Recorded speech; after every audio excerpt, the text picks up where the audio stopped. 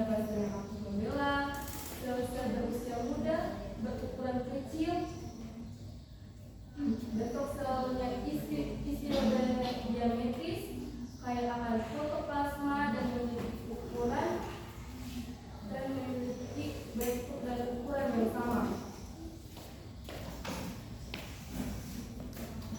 Berdasarkan asal pembentuknya, jaringan meristem dikelompokkan menjadi 3 macam, yaitu promeristem, meristem primer, dan meristem sekunder. Promeristem adalah jaringan meristem yang telah ada ketika tumbuhan masih dalam tingkat embrio. Sementara meristem primer atau kita sebut dengan meristem apikal merupakan jaringan meristem yang ditemukan pada tumbuhan dewasa serta biasa ditemukan pada ujung batang yang mengakibatkan tumbuhan bertambah tinggi dan ujung akar yang mengakibatkan akar bertambah dalam atau panjang. Dan kelompok terakhir yaitu meristem sekunder adalah meristem yang berasal dari jaringan yang mengalami diferensiasi. Contoh meristem sekunder adalah kambium. Kambium ini menyebabkan pertumbuhan sekunder yang ditandai dengan membesarnya batang pada tumbuhan dikotiol dan gimnospermae.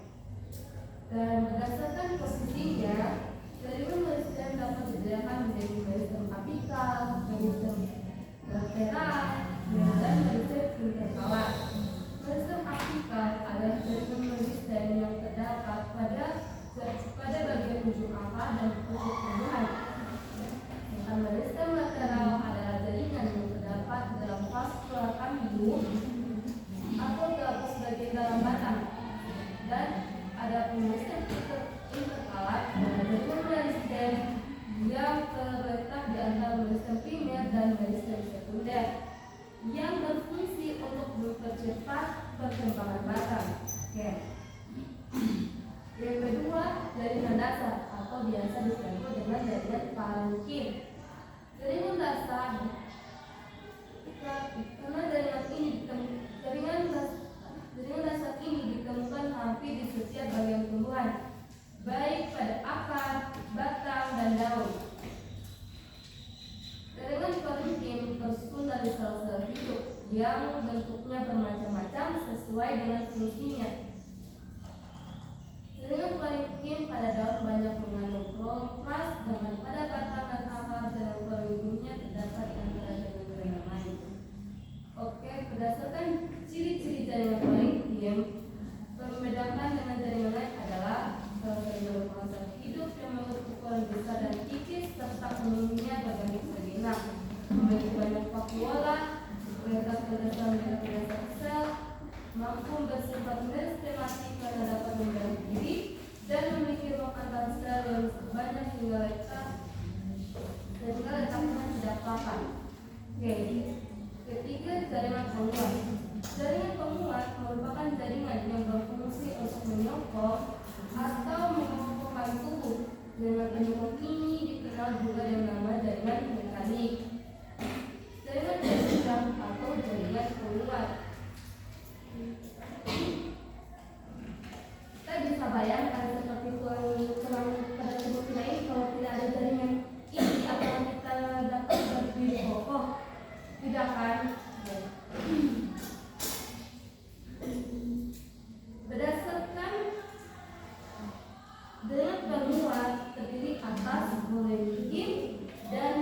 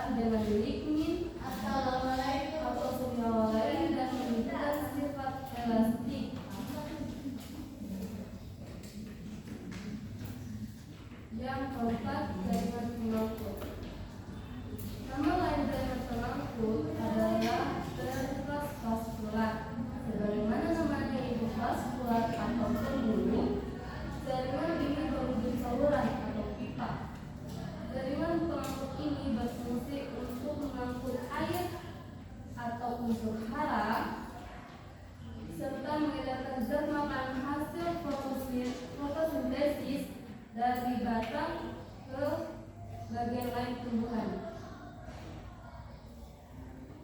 Jaringan pengangkut dibagi menjadi dua bagian berdasarkan fungsinya pembuluh yang berdasarkan dan fungsinya, yaitu silem dan floem. Silem berfungsi untuk mengangkut air dan mineral dari akar ke daun, sedangkan floem berfungsi untuk mengangkut hasil fotosintesis dari daun ke seluruh bagian tumbuhan. Kelima, jaringan sekretori. Jaringan sekretori adalah jaringan tumbuhan yang berfungsi sebagai tempat pengeluaran senyawa-senyawa dari dalam tumbuhan. Jaringan sekretori dibagi menjadi 3 kelompok, yaitu jaringan represi, jaringan ekspresi, dan jaringan sekresi. Jaringan represi terdapat pada lidah kodat yang berfungsi mengeluarkan air dari ujung daun. Proses itu disebut dengan butasi. Di ujung daun terdapat parenkim berdinding tipis tanpa kloroplas yang atau selnya dapat dilalui air. Jaringan sekretori terdapat di permukaan kuku tumbuhan, misalnya pada epidermis dan kelenjar madu. Jaringan tersebut mengeluarkan hasil aktif dari proses metabolisme. Dan yang terakhir adalah jaringan sekresi. Jaringan tersebut mengeluarkan zat yang masih ikut bergerak dalam proses metabolisme. Yang terakhir, jaringan gabus. Jaringan gabus sering berfungsi menggantikan epidermis ketika lapisan epidermis tersebut rusak karena usia atau faktor lain, sehingga jaringan lain di bawahnya terlindung dari kehilangan banyak air dan gangguan mekanik. Jaringan gabus dibentuk oleh kambium gabus yang bernama homogen. Jaringan gabus tersebut membentuk jaringan ke arah dalam yang bersusun dari sel-sel hidup yang dinamakan klorodel. Sebaliknya, kambium gabus membentuk jaringan ke arah luar yang tersusun dari sel-sel luar dan sel-sel mati yang dinamakan filem. Filem inilah yang bersifat tidak penuh air atau intermetabel. Intermetabel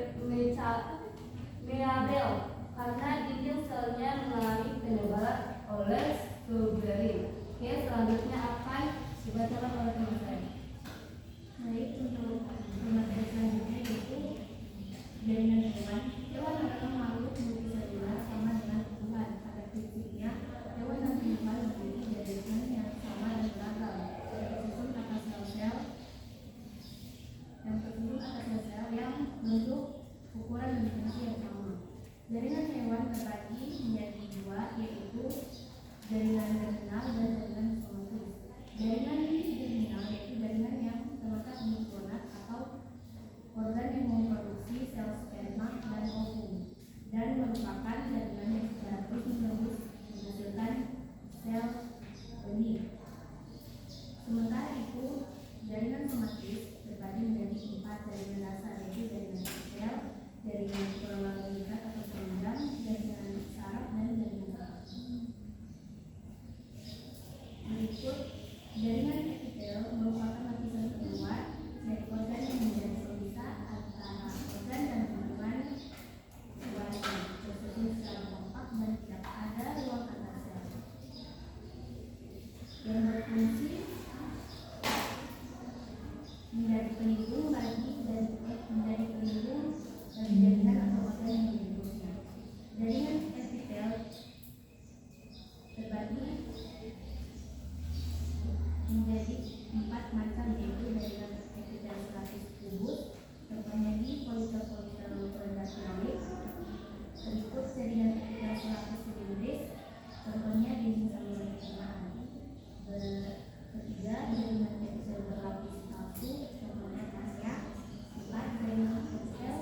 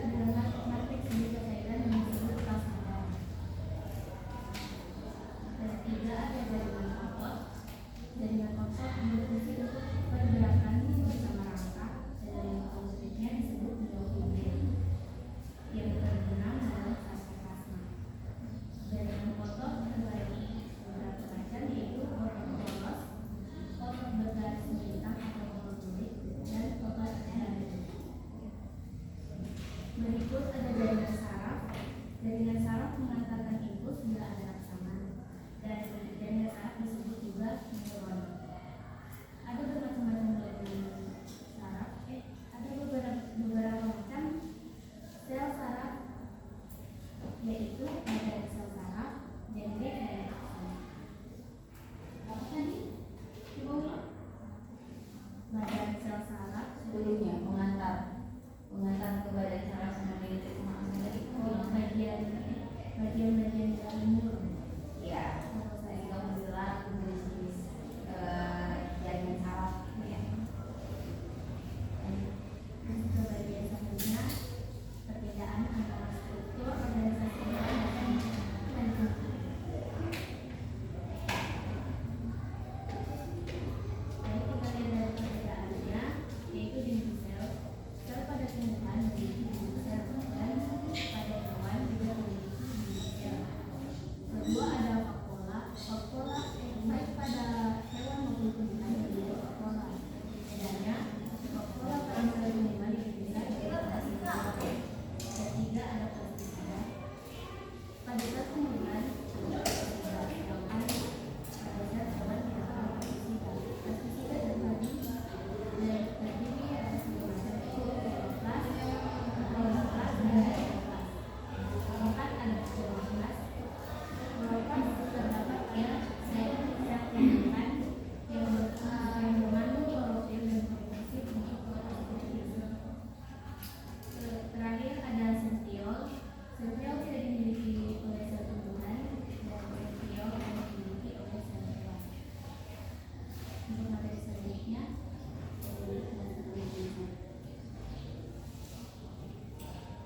Kita langsung saja ke organ tumbuhan. Organ tumbuhan memiliki ada tiga, yakni akar, batang, dan daun. Sedangkan bagian lainnya ketiga organ tersebut ada modifikasinya, yaitu bunga, dan biji. Oke, kita langsung saja ke akar. Akar adalah organ tumbuhan yang fungsinya menetapkan tumbuhan pada tanah. Akar menahan tumbuhan berdiri dengan tegak. Akar juga berfungsi untuk menyerap air dan juga garam-garam mineral yang dibutuhkan tumbuhan dari dalam tanah. Secara umum penampang akar terdiri dari beberapa lapisan, yaitu epidermis atau lapisan terluar yang tempat munculnya rambut akar di belakang titik tumbuh akar. Yang kedua, korteks. Korteks yaitu area yang cukup luas di bawah epidermis yang terdiri atas jaringan parenkim dan ruang antar sel, dan kadang-kadang terdapat historenkim yang pada bagian depan epidermis. Yang ketiga, endodermis. Tebalnya hanya satu lapisan sel dan memiliki pita yang tidak baik yang disebut pita kaskari yang mengelilingi sisi dinding sel. Misal dari tumbuhan yang sudah tua yang biasanya tebal dan berkayu. Yang kedua, batang. Batang adalah Pause dulu sebentar biar nggak bingung. Tadi banyak ya yang sudah kita dengarkan. Tadi coba saya mau ini dulu make sure kalian paham yang dimaksud ya. Ini kita ke bagian akar, batang, dan lain sebagainya. Akar, batang, daun, bunga, buah, biji itu masuk organisasi kehidupan yang mana levelnya? Sel, jaringan, organ, sistem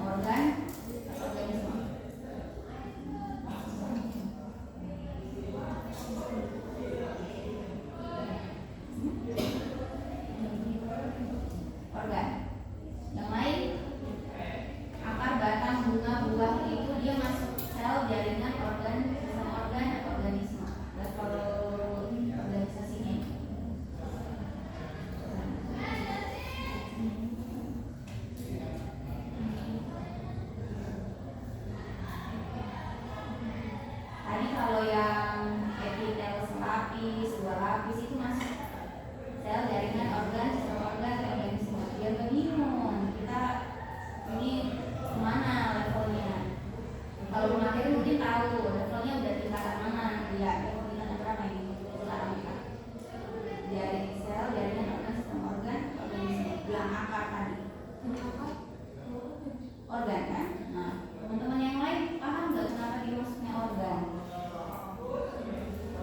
Kenapa nggak bukan jaringan? Karena materi kita banyak, gitu. Tapi sebenarnya sangat fundamental untuk kalian biar nggak bingung. Misalnya kalau dikatakan epitel selapis, itu sel, jaringan, organ, sistem organ atau organisme? Akar, batang, daun, bunga, buah, biji itu masuk bagian organ pada tumbuhan. Sementara yang sebelumnya kita tadi jelasin apa tadi itu yang epitel selapis, dua lapis itu masuk sel, jaringan atau organ? Jaringan, ya. Jadi seperti itu. Nah sekarang kita tadi sudah dari sel, sudah membahas jaringan, sekarang kita ke bagian organ gitu, ya. Jadi akhirnya lebih rumit lagi gitu. Dari sel berkumpul jadi jaringan, jaringan berkumpul jadi organ gitu, ya. Oke, lanjut bagian batang. Batang adalah organ tubuhan yang melengkap daun dan bunga. Batang berfungsi sebagai organ berkembangnya organ-organ generatif yang berperan dalam perkembangan tumbuhan, seperti akar, batang pada suku atas epidermis, korteks, dan sel atau dengan silinder pusat.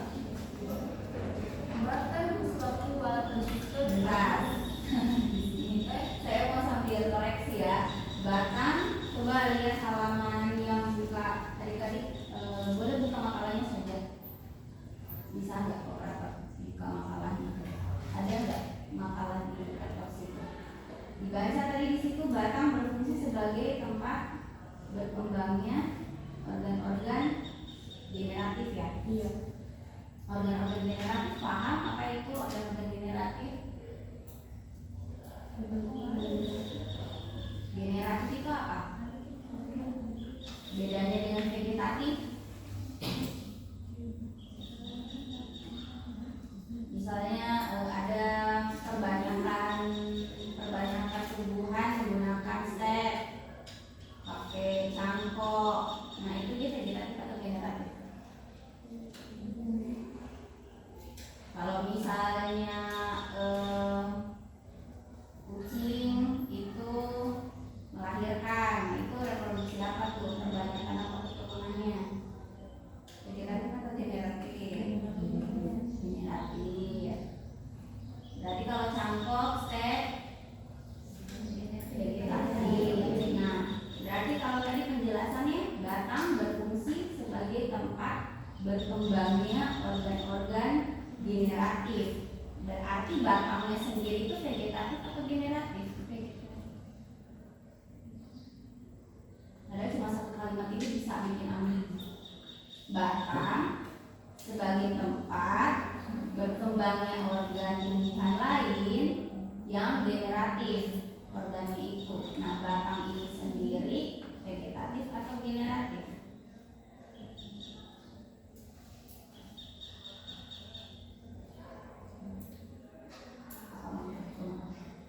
Bisa nggak?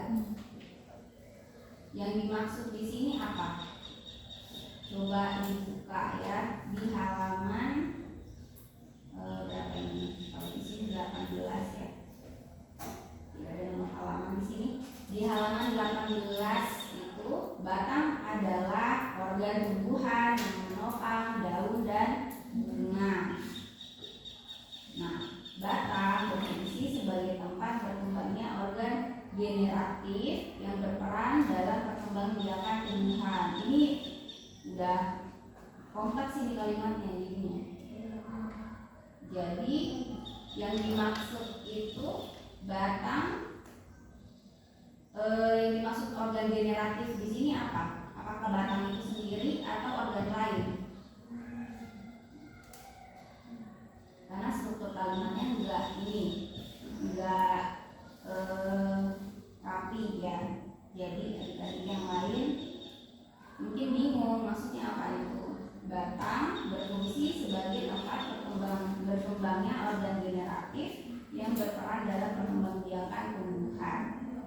Yang dimaksud ini apa? Soalnya habis titik di situ pengapalan coba lagi seperti akar, batang tersusun atas epidermis, korteks dan sel. Jadi belum selesai ngomongin organ generatif tiba-tiba ini lagi bahas lain lagi gitu. Nah itu bukan di halaman 18.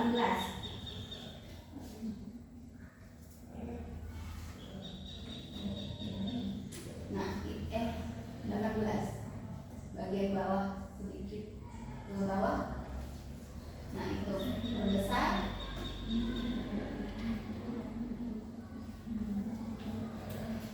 Batang adalah organ tumbuhan. Dimatiin yang sebelah sini ya, bisa enggak? Nah oke, gitu tadi. Batang berfungsi sebagai tempat berkembangnya organ-organ generatif yang berperan dalam perkembangbiakan tumbuhan. Yang dimaksud organ generatif di sini apa? Siapa? Batang.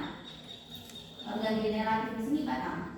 Batang bisa melakukan perbanyakan varietas enggak?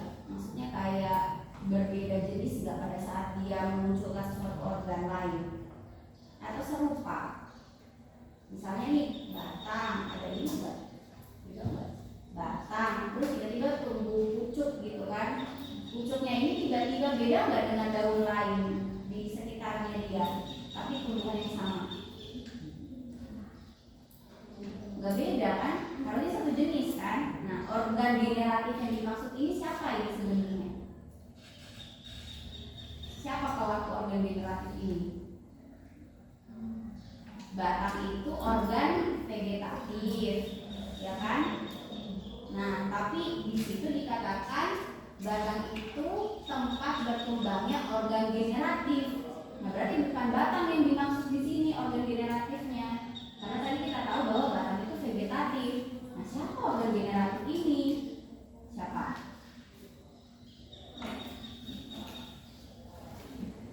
Itu di kalimat pertama. Kalimat pertama apa? Dia ngomongin apa itu? Organ apa yang di kalimat pertama itu? Jadi pakai bahasa Indonesia ya. Hah?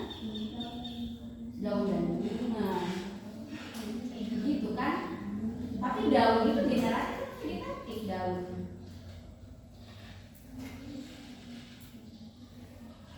Mungkin vegetatif harusnya. Bunga ini yang dimaksud generatif. Karena bunga itu nanti kan ketika dia misalnya mengalami penyerbukan, dia akan jadi bakal buah, bakal biji kan.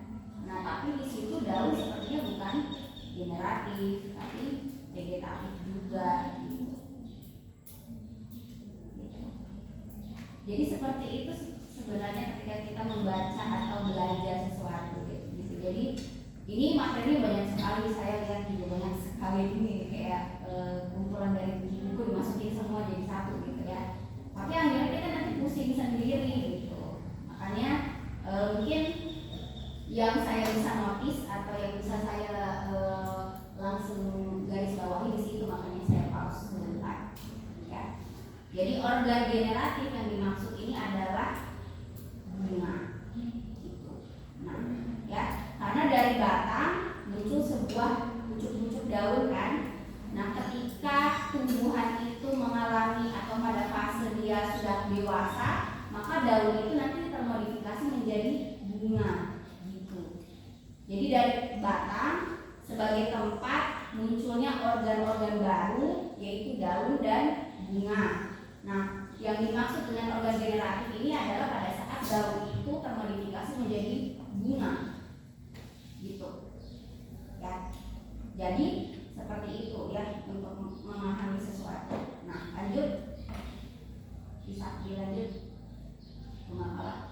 Ini saja yang dilihat deh, ini saja tadi makalah itu karena itu yang mereka baca. Ya, lanjut.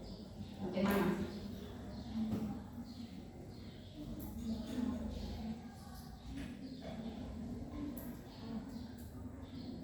Batang tumbuhan juga memiliki berbagai fungsi. Batang yang berwarna hijau karena mengandung klorofil berfungsi untuk melakukan proses fotosintesis seperti yang dilakukan pada daun, misalnya pada tanaman kaktus. Oke, tanaman kaktus itu yang kalau kalian lihat itu batangnya atau daun itu yang besar itu, yang tebal. Kalau yang duri-durinya daun. Oke, lanjut. Batang juga berfungsi sebagai tempat penyimpanan tanaman, misalnya pada batang tanaman kentang yang ada di dalam tanah.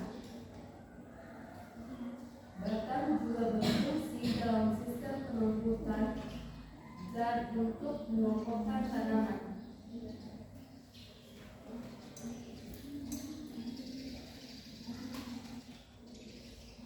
Masih banyak teman-teman. Tiga daun. Mas, di sini tadi ada yang sudah punya pertanyaan. Sudah ada? Boleh cukupkan saja. Nanti habis itu langsung bertanya, siapa tahu nanti terulang lagi jawabannya, gitu kan? Jadi boleh langsung ke moderator saja ya. Soalnya sudah. Baik, untuk acara selanjutnya yaitu sesi tanya jawab. Kita akan membuka 2 sesi pertanyaan. Itu yang bertanya masing-masing 3 pertanyaan. Baik, kepada saya ulangi.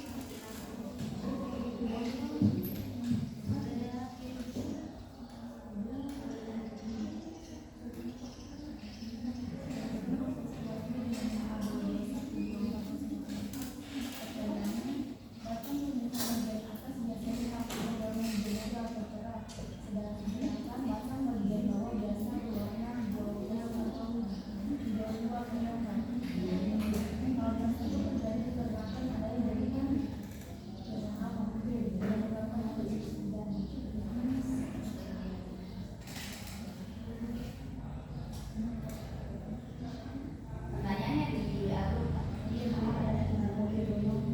Yang mana itu? Namanya siapa lagi?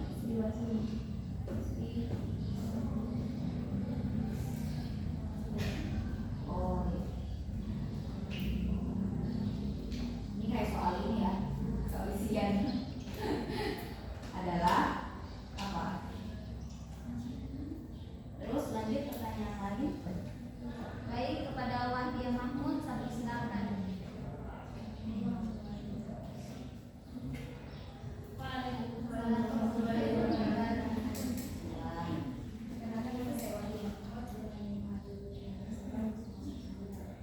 Nah, pertanyaan saya kepada daun merupakan modifikasi dari batang,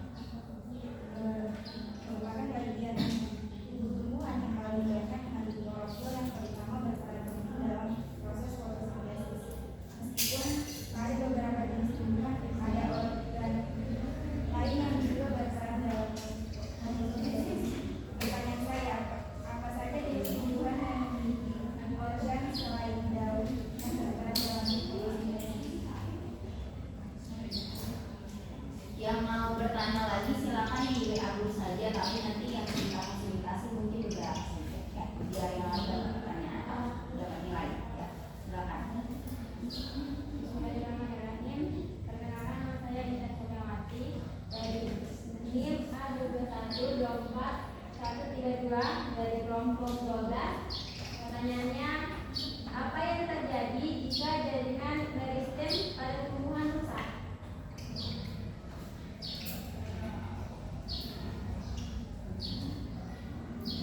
Tiga saja dulu ya moderator ya. Silakan semua bisa jawab.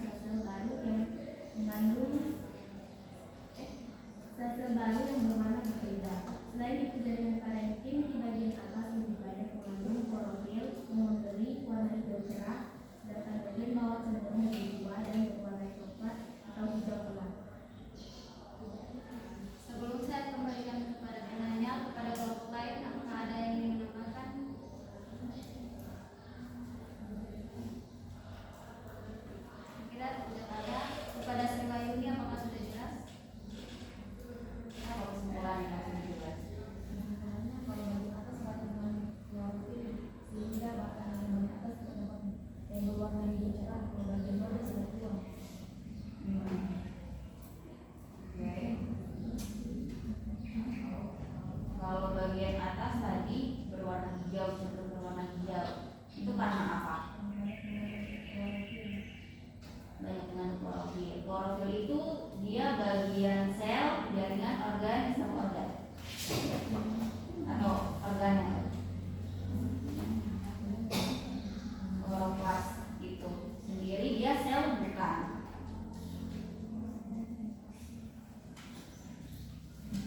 Apa? Tahu nggak? Apa itu? Kloroplas itu dia bagian apanya tumbuhan?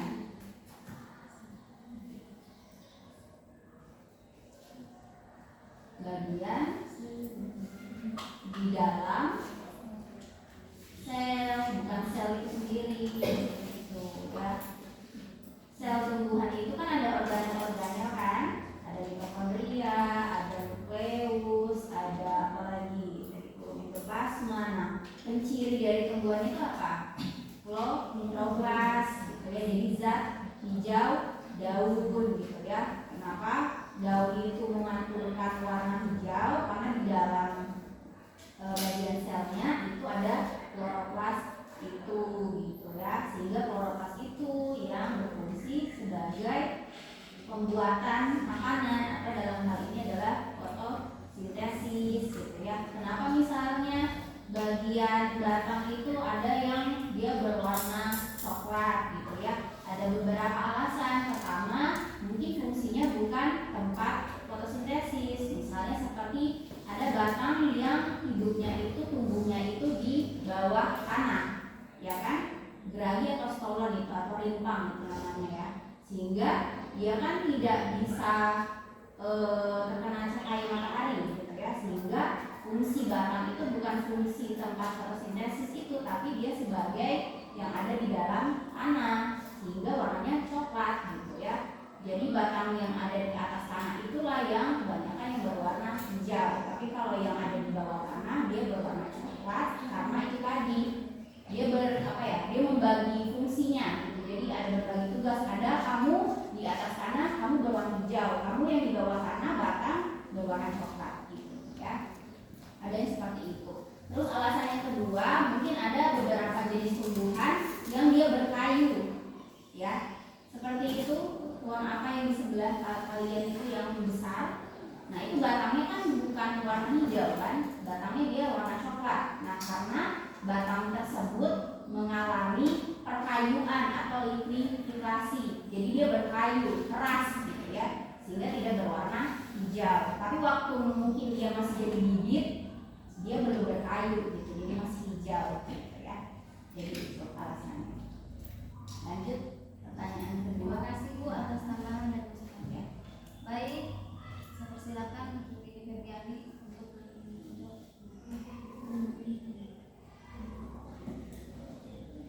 Yang kita akan menjawab pertanyaan dari Intan Kurniawati. Apa yang terjadi jika jaringan listrik pada tumbuhan rusak? Jika jaringan listrik pada tumbuhan rusak, maka pertumbuhan tanaman akan terhenti. Karena jaringan ini diperlukan untuk pertumbuhan dan pemanjangan akar, batang, dan penambah panjang tanaman. Jika rusak, maka pertumbuhan dalam tanaman secara bertahap akan berhenti. Sekian dari saya. baik, sebelum saya berikan kepada penanya atau kelompok lain, apakah ada yang ingin menambahkan jawabannya?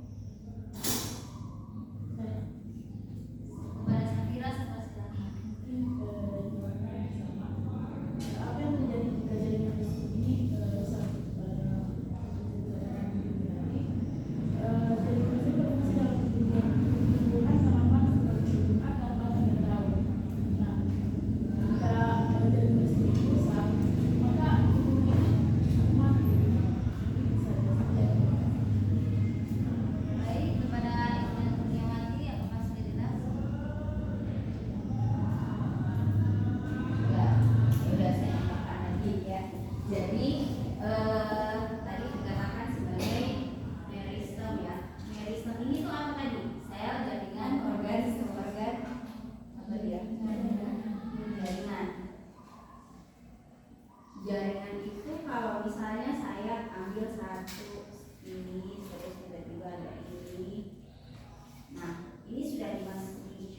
bagikan jaringan enggak? Ini dua ini. Kalau misalnya ini adalah sel, ini adalah sel, ini udah masuk jaringan belum?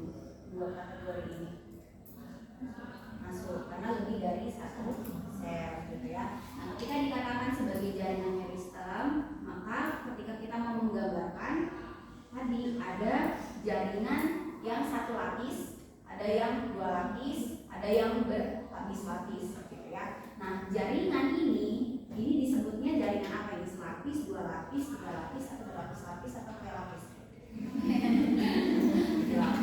Ini jaringannya satu lapis, dua lapis, atau berlapis-lapis? Ratusan? Apa ini? Berapa lapis ini? Satu lapis. Kalau misalnya begini, tambah lagi gitu kan? Nah, ini dua lapis itu maksudnya gitu ya. Nah, ketika dikatakan jaringan meristem rusak, maka berarti apakah semuanya rusak sel-sel meristemnya? Mungkin bisa jadi tidak semuanya rusak gitu, tapi ada yang rusak selnya gitu ya. Nah, pembelahan itu seperti apa atau fungsi meristem itu sendiri apa dia? Tadi kenapa tiba-tiba kalau jaringan meristemnya rusak, mungkin tadi tumbuhan itu mati gitu, bisa jadi mati, bisa jadi seperti itu. Tapi apa sih fungsi meristem ini? Meristem, apa itu meristem? Definisi meristem apa? Sesuatu yang terus menerus membelah, gitu dia. Sesuatu yang terus menerus membelah. Seperti mungkin misalnya kayak ini satu sel, waktu kita jadi masih di dalam perut ibu kita masing-masing ya, itu misalnya pertemuan satu sel telur dan satu sel ini sperma kan. Nah, ini kan satu sel, ini satu sel. Nah, ketika mereka bertemu dan cocok, maka mereka jadi satu sel dengan dua inti, gitu kan? Biasanya disebutnya sebagai 2N, gitu kan? Karena 1N, 1N, 1 tambah 1, 2, gitu ya. Nah, ini satu sel ini kenapa bisa jadi kayak kita yang sekompleks ini, gitu? Karena dia mulainya dari satu sel membelah menjadi dua sel, gitu. Sama seperti ini juga, gitu. Ketika jaringan meristemnya rusak, maka bisa jadi ada salah satu mungkin ada beberapa yang rusak gitu. Nah, kalau dia rusak, maka di bagian di sini misalnya ya di sini dia rusak, tapi di sebelah sini dia membelah, jadinya bisa jadi lebih lebar lagi, tapi di sini bagiannya lebih kecil karena di sininya tidak melakukan apa-apa karena rusak tadi gitu. Nah, terus bagian sini juga nanti membelah lagi yang ini, ya, yang ini membelah lagi. Nah, terus membelah lagi yang ini, membelah lagi lebih besar, ini lagi membelah lagi lebih besar gitu. Nah, bayangkan seperti itu terus menerus, jadinya kan bagian sini sama bagian sini akan tidak seimbang kan, ininya pembesarannya itu kan. Nah, jadi kalau mungkin tadi misalnya kenapa jaringan meristem yang rusak itu bisa jadi tumbuhan yang mati, mungkin itu sudah terlalu ekstrim akibatnya. Tapi mungkin yang paling bisa kelihatan adalah pertumbuhannya tidak seimbang gitu. Masih bisa tumbuh, tapi mungkin tidak seimbang. Karena tadi ada bagian-bagian yang harusnya dia membesar, tapi tidak membesar. Gitu. Nah, kalau dia tidak membesar, maka nanti bisa jadi pertumbuhannya terhambat.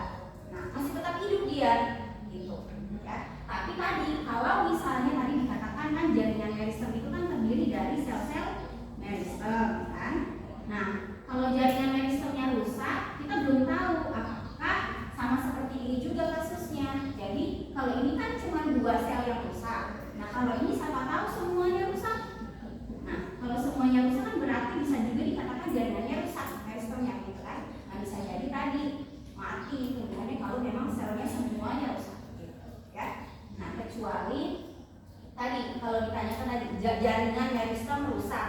Nah, jadi bisa dua kemungkinan ya, bisa seperti ini. Jadi bisa ada beberapa yang rusak, tapi ada juga yang tidak rusak, tapi ada juga semuanya yang rusak. Ya,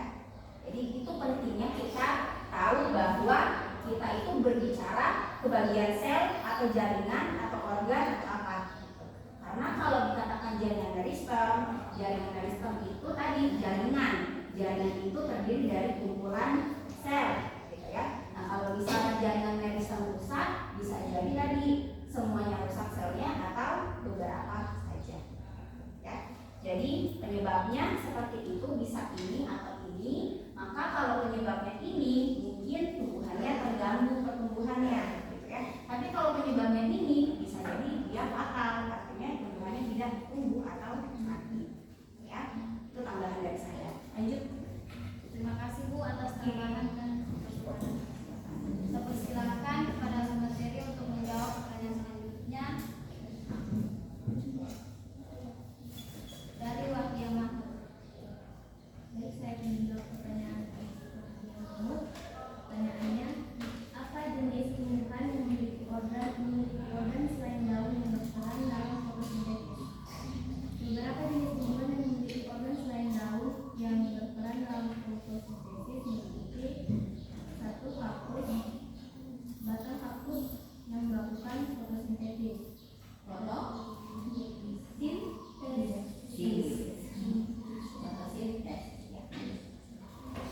Berikut beberapa jenis alga seperti spirulina yang tidak memiliki daun tetap dapat melakukan fotosintesis. Berikut tumbuhan pakis atau paku yang batangnya atau sporanya berfotosintesis. Berikut terakhir ada jamur yang memiliki pigmen fotosintesis.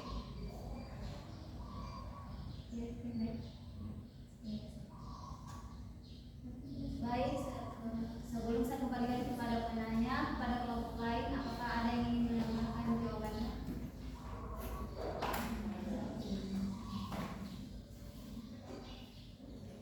Sepertinya tidak ada. Kepada Wahdia Mahmud, apakah sudah jelas?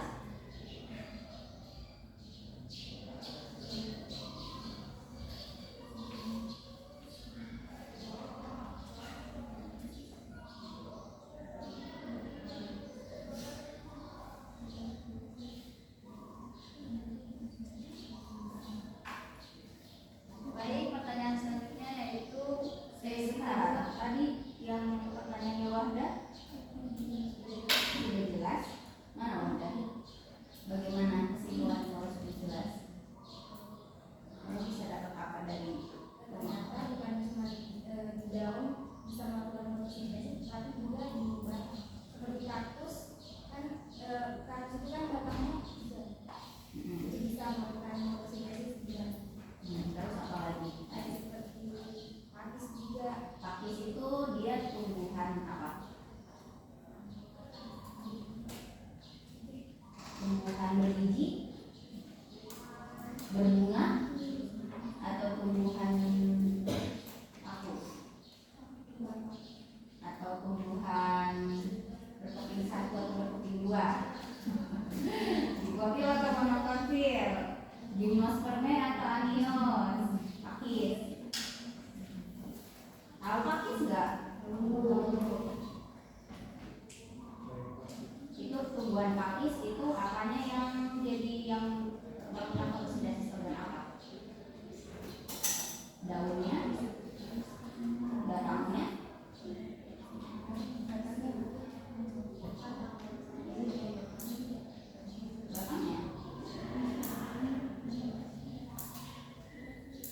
Bentuknya bagaimana sih kalau tumbuhan pakis itu daunnya?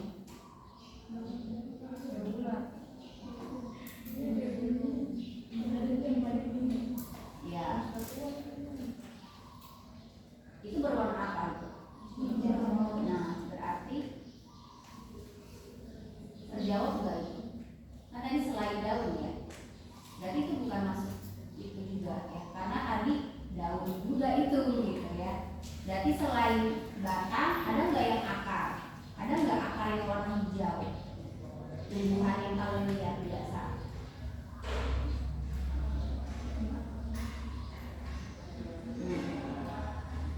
Ada nggak buah yang warna hijau?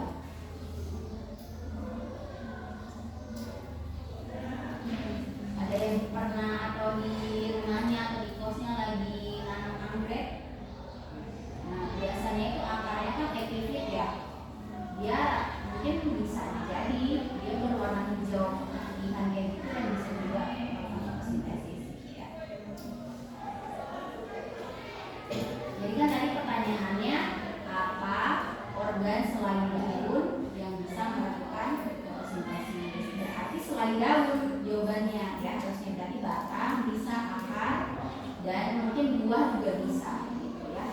Buah-buah yang mengkal itu kenapa dia masih hijau gitu ya.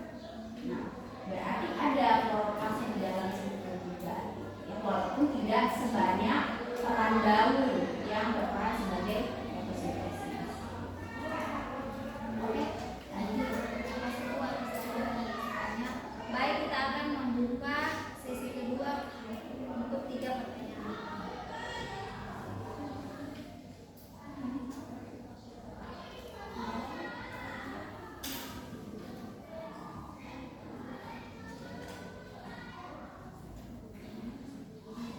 Kepada Dwi Aprianti, satu silakan.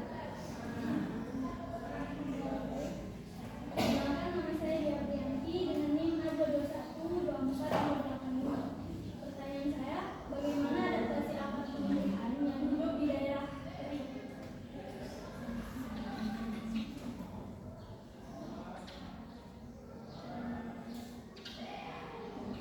Boleh ini ya, kayak memudahkan kita, misalnya tumbuhan apa ya yang hidupnya di daerah gersang gitu, contohnya apa tumbuhannya, boleh dideskripsikan akarnya kayak gimana ya. Baik, saya persilakan kepada Sri Widayani.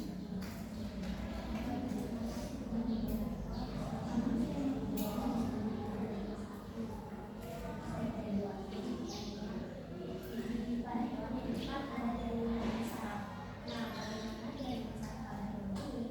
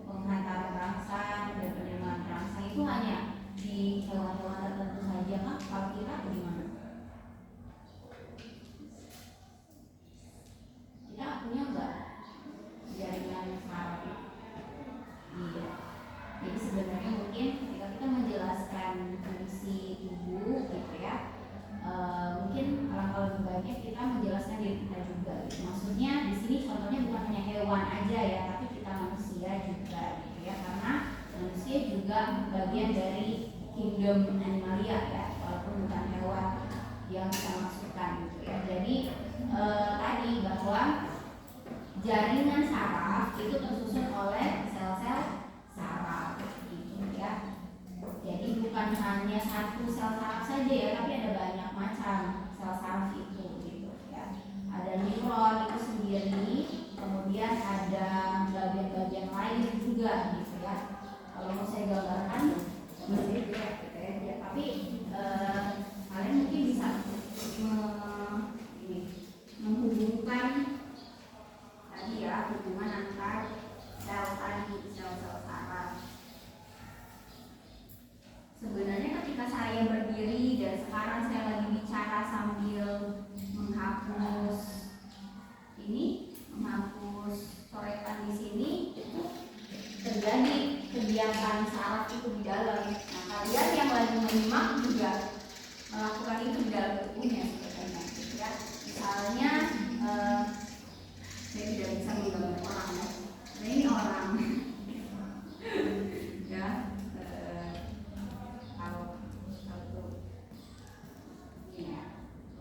Nah, orang ini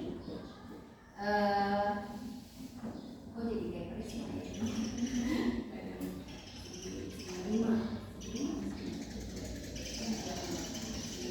Jadi orang ini hewan juga, dia akan masuk dalam dunia makan kita. Nah, di dalam tangannya ini sendiri sebenarnya ada yang namanya reseptor ya. Reseptor itu adalah sel gitu ya, sel penerima di bagian kulit kita gitu ya, sel penerima. Selnya mungkin adik-adik bisa cari sendiri lah ya, jadi bagaimana bentuk sel reseptor gitu ya. Tapi reseptor itu sendiri sebenarnya kan artinya bahasa Inggris dari kata receive, menerima gitu ya. Jadi sel reseptor artinya sel yang menerima. Apakah hanya ada di tangan? Tidak gitu ya. Ada di seluruh bagian tubuh kita yang ada di luar kulit gitu ya. Kulit kepala, kulit tangan, kulit kaki, ujung jempol kita, itu semua ada sel-sel reseptor itu sendiri gitu ya. Nah, dari sel reseptor ya, dari sel reseptor ini bentuknya bukan bulat seperti ini ya, tapi bentuk sel saraf yang kemarin mungkin ada bisa ingat yang minggu kemarin bagaimana bentuknya, yang kayak jaring laba-laba ini ya. Nah, terus nanti dia akan panjang seperti ini gitu ya. Nah, jadi bentuknya seperti ini, tapi saya sederhanakan seperti ini. Nah, setelah itu sel reseptor ini nanti akan menghantarkan rangsangan dari sel reseptor yang ada di tangan ke misalnya di ujung jari misalnya. Nah, terus sel reseptor di sini nanti akan meneruskan lagi di sel neuronnya itu sendiri. Ya, sel neuron itu panjang sekali sampai akhirnya di bagian sini ada sumsum tulang belakang dan lain sebagainya gitu ya. Nah, rangsangan itu dari sini, dari sel reseptor ke sel neuron atau sel saraf, terus nanti ke bagian sini, ini sel saraf kemih, kemudian bagian sini sistem saraf pusat. Sistem saraf pusat itu ada otak dan sumsum tulang belakang ya. Sumsum tulang belakang dia masuk naik ke atas ke bagian otak. Kalian tahu ya otak, jadi otak kita itu bentuknya mungkin kayak apa sih, berlekuk-lekuk begini, tahu ya. Nah, nanti ketika dia masuk ke sini, nah di bagian sini otak ini otak ini dia bagian apa nih maksudnya, levelnya sel jaringan organ sistem organ organ ya. Nah, karena dia bagian organ berarti dia terdiri dari jaringan otak kan. Nah, terdiri lagi dari sel-sel otak. Nah, sel-sel otak di dalam otak itu sendiri adalah neuron itu sendiri atau sel saraf. Jadi bedanya apa dengan sel saraf yang ada di sini? Hampir mirip-mirip mereka gitu ya, tapi bentuknya agak berbeda. Misalnya ada yang dia itu bentuk neuron motorik seperti apa,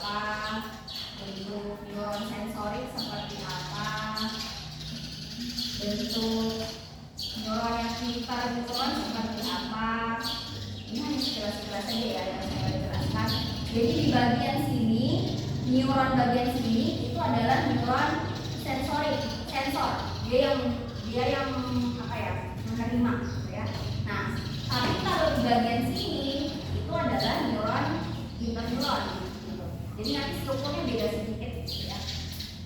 Nah, terus nanti ketika di bagian otak ini yang akan memproses gitu ya, memproses sesuatu yang mereka sudah dapatkan dari sini ke sini ya. Jadi seolah-olah sebenarnya jaringan saraf itu fungsinya itu kayak kita mau mengantarkan sesuatu dari rumah kemana gitu. Terus habis itu nanti balik lagi gitu, ya. Jadi jalanannya itu kayak jalan tol yang ya panjang sekali gitu, ya. Tapi proses yang kita kerjakan itu cepat sekali gitu. Misalnya apa ya, ini tangan saya begini, dari begini jadi begini, itu kan sederhana aja ya. Kita melihatnya ya cuma gerakan tangan, tapi ternyata yang terjadi di dalam tubuh itu lama sebenarnya kalau kita bikin slow motionnya. Tapi sebagian ketika kita melihat ini cepat sekali. Nah, itu ya. Misalnya untuk kalian tadi mengingat kata meristem. Apa itu meristem? Nah, bagaimana cara proses rangsangannya itu masuk sampai ke otak? Jadi dari mata, bukan dari kulit ya, berarti. Karena ini kan dari yang kalian lihat, gitu kan? Ini adalah suatu pesan. Ini pesan kata meristem. Ya, kata ini adalah suatu pesan yang ditangkap oleh reseptor yang ada di bagian mata kita. Nah, setelah itu reseptor itu akan meneruskan rangsangan ke bagian otak, gitu ya. Nah, otak nanti akan berperan untuk misalnya bagian depannya, ya. Ini bagian depan otak, ini bagian belakang otak. Biasanya untuk proses belajar di bagian sini, bagian frontal. Nah, di sini ada juga sel-sel sarafnya tadi. Nah, jadi rangsangan tadi dari mata kemudian langsung ke otak karena ini dekat gitu ya. Setelah itu nanti diproses di frontal bahwa meristem itu ini ternyata mereka berproses di situ, melakukan proses di situ ya. Nah, setelah itu nanti di bagian otak lain itu ada yang berperan sebagai memori gitu ya. Jadi mungkin ada yang misalnya sambil nyatet. Nah, kalau sambil nyatet mungkin itu akan memudahkan otak untuk menyimpan kata baru. Meristem itu agak lama di otak. Tapi ada yang mungkin sambil mendengarkan tapi nggak sambil nulis gitu ya. Jadinya mungkin pada saat itu dia mengingat meristem itu ini. Tapi pada saat lain di beberapa menit selanjutnya karena tidak ada proses untuk mencatat mungkin maka si meristem itu tidak masuk di memori tapi dia hilang gitu ya, informasinya seperti itu ya. Nah, itu salah satu proses rangsangan itu bekerja di dalam tubuh kita ya. Belum misalnya ketika misalnya gerak refleks. Nah, gerak refleks itu kan berarti gerakan yang cepat ya. Nah, gerakan yang cepat misalnya kalian tadi digigit nyamuk, tadi saya digigit nyamuk di situ, di kaki saya. Terus saya tiba-tiba langsung dianjak kakinya gitu ya, tanpa saya berpikir itu nyamuk, itu gigitan nyamuk makanya gatel, jadi saya harus pindah. Itu nggak ada proses kita mikir dulu gitu. Jadi kita misalnya tadi digigit nyamuk, maka kita tahu bahwa langsung kita ganti gitu ya. Nah, itu adalah gerak refleks. Nah, kalau gerak refleks prosesnya itu dari sesuatu yang terjadi misalnya tadi di kaki saya di sebelah sini, nah ada nyamuk di sini. Nah, nanti reseptor di sini akan meneruskan ke sini, gitu kan? Meneruskan ke sini, setelah itu ke sini lagi, jadi tidak ke otak, gitu. Nah, makanya disebutnya biasa kalau gerak refleks itu geraknya cepat, gitu ya. Jadi nggak langsung dari sini ke otak dulu, karena itu butuh waktu, gitu ya. Jadi otaknya kan butuh proses dulu kan. Nah, ini sangat menguntungkan bagi kita sebenarnya. Jadi bukan hanya misalnya sesuatu itu harus ke otak dulu semuanya. Karena kalau semuanya ke otak dulu itu orang itu misalnya mengalami bahaya, ada bahaya, dia mikir dulu kan. Kalau dia mikir dulu itu pasti dia udah keburu sakit di situ gitu ya. Nah makanya gerak refleks itu sangat menguntungkan bagi kondisi-kondisi tertentu ketika misalnya kita mengalami sesuatu bahaya atau apa, maka terjadilah gerak refleks. Nah setelah itu kondisi itu sudah selesai, barulah mungkin rangsangan itu dari sini ke otak lagi untuk memikirkan bahwa oh tadi saya ini. Ya. Jadi ternyata apa yang kita lakukan itu sebenarnya tadi butuh banyak sekali proses yang terjadi. Nah juga tadi ya kalau misalnya gerak refleks itu tadi juga tidak hanya membutuhkan yang sederhananya ya, tidak hanya membutuhkan jaringan saraf saja tapi jaringan otot gitu. Karena di kaki kita kan ada otot kan, nah jadi ada koordinasi di situ antara saraf dan otot. Misalnya kita melakukan sesuatu bergerak maka otot bekerja juga ya. Nah tapi juga bisa jadi bukan hanya saraf aja, bukan hanya otot saja tapi bisa jadi hormon juga gitu. Hormon misalnya ketika misalnya apa ya contoh yang mungkin ada adrenalin misalnya bukan ini tapi misalnya apa ya contohnya ya kalian pernah ditilang mungkin atau jangan sampai ya, atau misalnya kalian ketemu misalnya di lampu lalu lintas gitu di depan lagi lampu merah kan lagi naik motor, terus kalian pada saat itu nggak bawa SIM atau STNK kan. Nah terus di depan kalian tiba-tiba ada polisi gitu. Kalian yang melihat polisi itu tiba-tiba muncul di situ kayak hormon yang naik di tubuh kalian, itu adrenalin, dan biasanya jadinya deg-degan gitu karena aduh ini jangan sampai ketahuan saya nggak bawa SIM sama STNK gitu kan pada saat itu. Nah jadi yang terjadi bukan saraf saja tapi ada hormon di situ yang berubah di tubuh kita ininya volumenya. Jadi bukan otot tapi saraf dan hormon. Jadi tergantung kegiatan pada saat itu apa. Jadi kalau tadi misalnya lagi naik motor, terus tadi ada polisi di depan, tiba-tiba mereka misalnya apa sih namanya kayak meriksa dokumen gitu kan. Nah terus kalian pada saat itu tidak bawa STNK atau SIM, kalian tahu konsekuensinya kalau tidak bawa nanti bagaimana. Nah mungkin secara tidak sadar tubuh kalian pada saat itu akan menaikkan hormon adrenalin yang tadinya normal jadi naik. Akhirnya kalian deg-degan di situ. Jadi kombinasinya bukan saraf dan otot karena otot tidak bekerja di situ. Otot kan kalian masih otot kalian di situ kan masih diam kan. Nah tapi yang bekerja adalah saraf dan hormon. Gitu. Tapi bisa jadi beda lagi ketika kalian lagi jalan pagi, kemudian ketemu sama anjing galak gitu ya. Terus kalian pasti langsung lari. Nah yang bekerja di sini saraf, otot dan hormon. Gitu ya. Jadi kalian boleh mikir-mikir lagi, walaupun kegiatannya sederhana, ternyata tubuh kita tuh bekerja keras di situ, ya. Karena kalau kalian tidak, misalnya tadi contohnya kalau kalian dikejar anjing, nggak mungkin kan kalian diem aja di situ, gitu ya. Pasti otot bekerja di situ juga untuk membuat kalian bisa berada di tempat yang aman, gitu ya. Nah jadi tergantung beda-beda. Kalau misalnya kalian lagi belajar sekarang, mungkin yang terlibat hanya saraf saja, otot sama hormon mungkin tidak, karena kalian lagi dalam keadaan diam dan kalian juga mungkin lagi relax aja di sini. Ya, jadi seperti itu. Tambahannya itu lebih banyak. Dalam kesempatan lanjutan. Terima kasih Bu atas tambahan dan sebagainya. Lagi ya berarti ya. Selanjutnya, silakan untuk menjawab pertanyaan dari kita.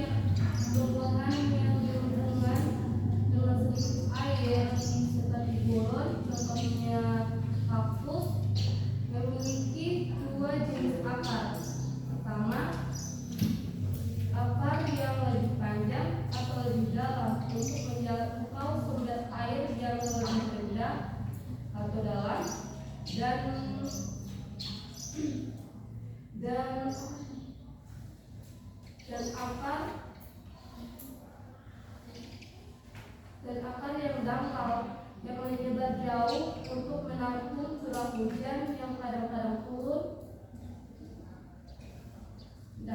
Itu dari saya. Sebelum saya kembalikan kepada penanya, kelompok lain atau ada yang ingin menyampaikan kepadanya? Saya kira tidak ada. Kepada Bu Afrianti, apakah sudah jelas?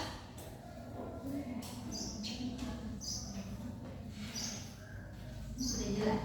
Apa kesimpulannya?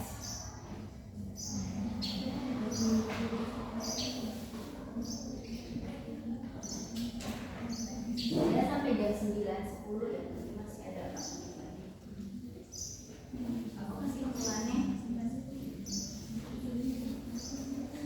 Jadi tadi nanti kalau setiap diskusi di pertemuan-pertemuan lain, di mata kuliah lain, itu harusnya ketika ada yang bertanya dan sudah dijawab pertanyaannya itu harus ditanggapi dengan kesimpulan seperti itu ya. Jadi biasanya nanti dosen itu akan bertanya seperti itu. Kalau misalnya cuma ya sudah saya paham, itu belum bisa diterima sebenarnya ya. Jadi adik-adik harus belajar untuk juga bisa merespon ya walaupun bertanya. Bagaimana? Ini apa kesimpulannya?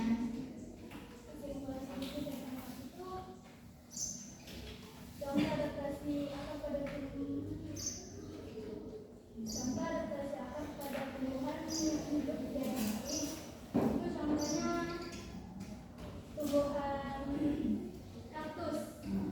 Itu ada 2 jenis akar, ada yang lebih panjang dan ada yang lebih dangkal. Oke, sudah. Nah, jadi akar kaktus itu bukan hanya itu aja, tapi struktur akarnya itu harus kuat. Bayangkan tadi kalau dia strukturnya lemah, letoy, gemoy, dibagi terus dia ada di bagian tanah yang tandus, kering, nggak lembab. Ketika dia mau mengambil air atau tumbuh memanjang, itu pasti dia akan rapuh sekali struktur akarnya. Karena dia harus kalau misalnya akar itu kan seiring dengan dia tumbuhannya itu dewasa, maka dia akan juga tumbuh panjang gitu ya, bertambah panjang juga akarnya. Jadi misal kayak akar di sini pertamanya begini ya, ini tanahnya. Nah, seiring waktu dia tidak akan hanya seperti ini aja bentuknya atau strukturnya. Jadi ini kan masih sederhana ya. Bagaimana caranya dia mau dapat air kalau tanah di sekitar dia, di dalam tanah itu air tanahnya itu sedikit gitu. Gak mungkin dia begini karena bagian di atasnya butuh sekali air. Mereka bagaimana caranya dapat air ya? Kalau akarnya hanya pasrah-pasrah aja seperti ini gitu ya. Jadi semakin dia tua juga, tumbuhan itu akarnya juga akan semakin kompleks gitu ya. Jadi walaupun misalnya dia tunggang, belum tentu tunggangnya itu kelihatan sekali seperti ini saja, tapi pasti ada rambut-rambut akarnya di situ gitu ya.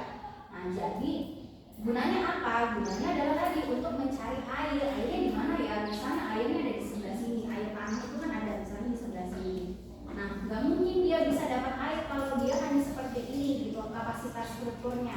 Nah, maka dia harus tambah panjang gitu ya.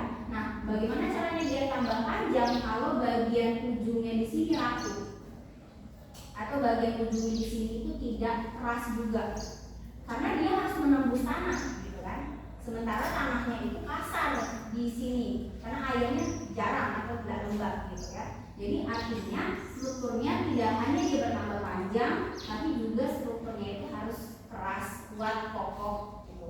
Karena semakin dia bertambah panjang, maka dia harus menyingkirkan tanah-tanah atau partikel-partikel di sekitarnya dia juga untuk dia bisa tumbuh gitu ya. Jadi seperti itu ya.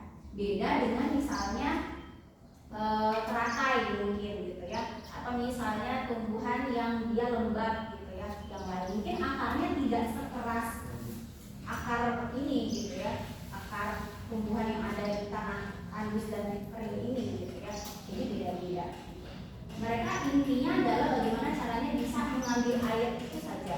Nah, caranya seperti apa pasti tergantung si akarnya itu bagaimana bentuknya gitu ya. Kalau dia di tanah yang kering maka pasti akarnya dia keras kokoh gitu ya. Tapi kalau dia berada di tanah lembab bisa saja akarnya mungkin bisa sama-sama tunggang gitu ya, tapi bentuk atau strukturnya tidak sekokoh ini tanah di sini gitu ya. Jadi itu spesifik sekali tergantung dari medium atau tempat si tumbuhan itu tumbuh gitu. Jadi tergantung tanahnya. Oke, semoga bisa membantu Dwi ya jawaban saya. Sudah selesai? Satu lagi? Oh iya sudah.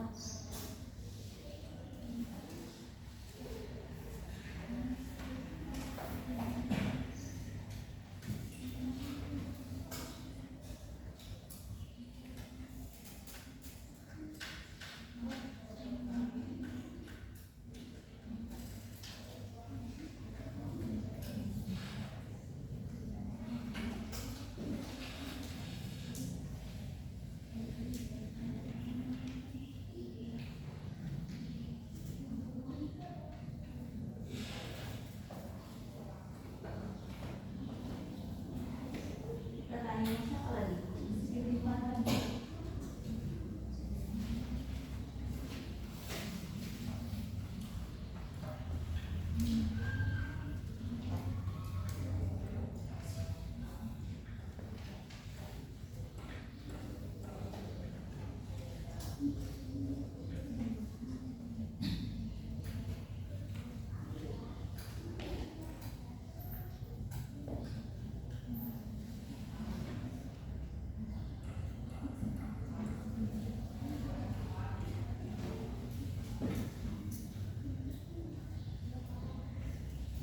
Oke, silakan menjawab pertanyaan dari sisi pengolah. Apa yang terjadi jika jaringan tidak jika hewan tidak memiliki jaringan? Jika hewan tidak memiliki jaringan, tubuhnya tidak akan bisa melakukan fungsi yang kompleks seperti gerakan, perlindungan, transportasi zat, atau koordinasi saraf.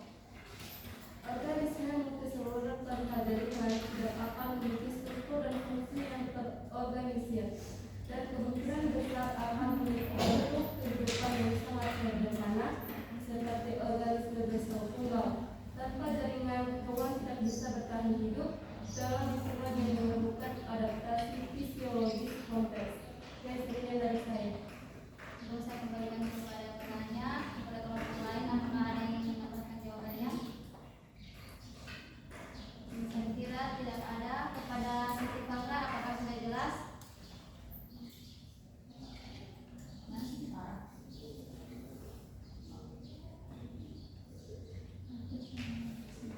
Kalau belum jelas bilang nanti dijelasin lagi gitu.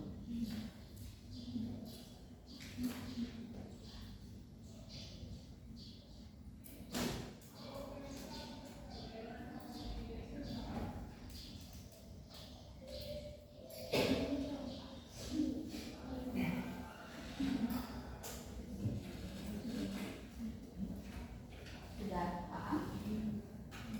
Apa kesimpulannya? Kesimpulannya, jika hewan tidak memiliki jaringan, dia tidak akan bisa berfungsi dengan baik. Hewan tersebut seperti sistem pencernaan, peredaran darah, dan pernapasan. Jadi kalau tidak ada jaringan ya kita tidak ada sebenarnya gitu. Karena ya bagaimana caranya misalnya hewan pertama kepala kita. Karena kan kepala itu organ kepala ya gitu. Sementara untuk dia membentuk kepala dia harus ada jaringan kepala itu gitu ya. Jadi yang ada mungkin kalau nggak ada jaringan dia jadinya yang organisme uniseluler gitu tadi yang hanya tersusun atas sel saja. Mentok-mentok badannya itu hanya sel, nggak berjaringan lagi gitu ya. Jadi seperti itu. Tapi tidak apa-apa pertanyaan seperti itu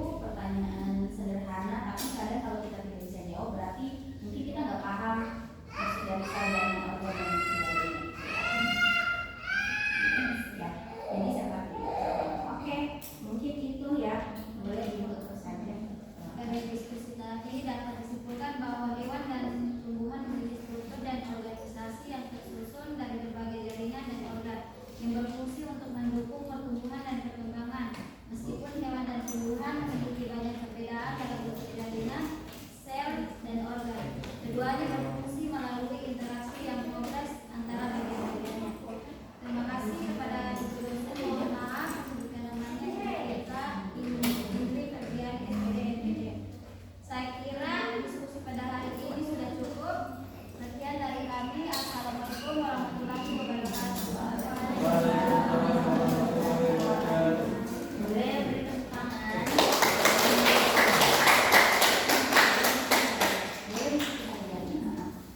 Jadi adik-adik semua, ini berarti kita sesi bersama saya sudah selesai ya.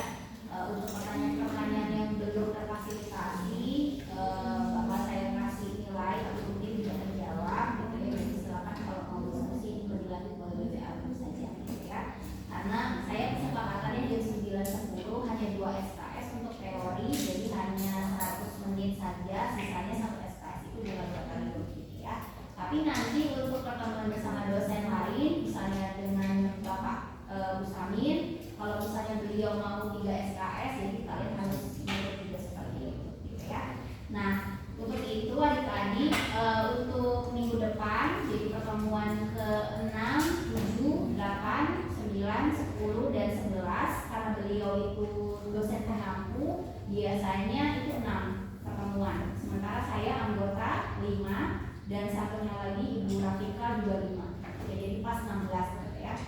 Nah, jadi nanti kita tolong ketua kelas Malik bisa kasih tahu ke Pak Busamin, jangan mendadak ya. Jadi misalnya minggu depan mau masuk misalnya, tapi paginya kamu baru infokan, jangan seperti itu ya. Jadi boleh beberapa hari sebelumnya, karena bisa jadi kebijakannya juga berbeda gitu.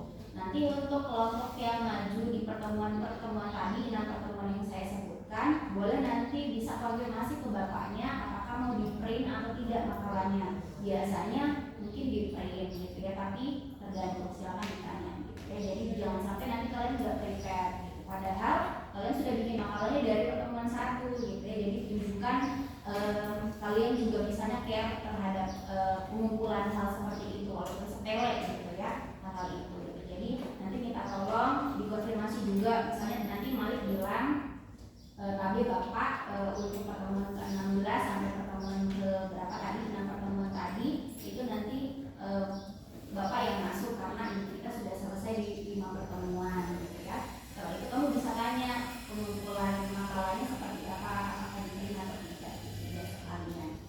Atau kalau kamu nggak mau tanya lewat WA, bisa langsung ke ruangan beliau, ada di bagian bawah ruangannya. Di situ ada tulisannya Pak Busamin, siapa tahu beliau ada di situ, bisa langsung ditanyakan ya. Jadi itu. Kemudian kalian juga harus aware pertemuan minggu depan itu pertemuan 6, 7. Nah, nanti di pertemuan ke-8 itu UTS gitu ya. Jadi nanti silakan juga ditanyakan bagaimana teknis UTS-nya gitu ya. Gitu. Oke, sebelum saya tutup, saya mau absen dulu ya. Nur Halifia hadir, Atila, Amanda, Tina, Muhammad Mahmud, Rini, Atika, Fadila, Fitriani, Abdul Malik, Sri Dayani.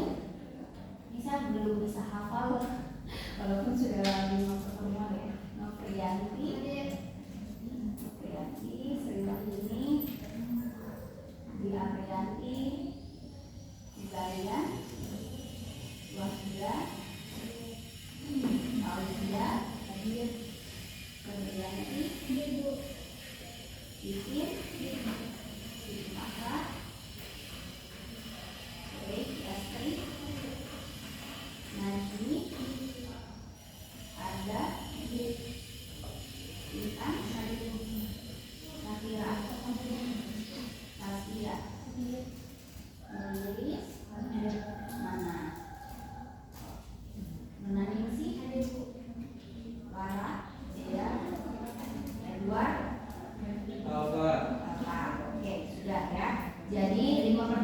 sudah selesai. Mohon maaf ya adik-adik kalau selama bersama saya ada kekurangan dari saya atau mungkin salah kata, mohon dimaafkan. Kita mungkin bisa ketemu lagi di mata kuliah lain gitu ya, di semester lain. Jadi kalaupun kalian